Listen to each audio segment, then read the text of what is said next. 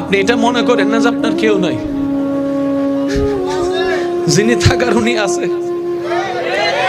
ওনার নজর না থাকলে তো নিঃশ্বাসটা চলতো না, ওনার নজরটা না থাকলে তো খাওয়ার স্বাদ বুঝতেন না, ওনার নজরটা না থাকলে তো ডুকটাক গোলার নিচে নামতো না, ওনার নজরটা না থাকলে খাবারটা তো ভাইয়া হজম হতো না।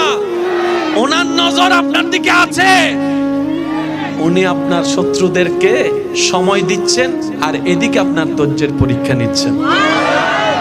এক কাজে দুই কাজ, আপনার শত্রুদেরকে সময় দিচ্ছেন আর আপনাকে পরীক্ষা নিচ্ছেন।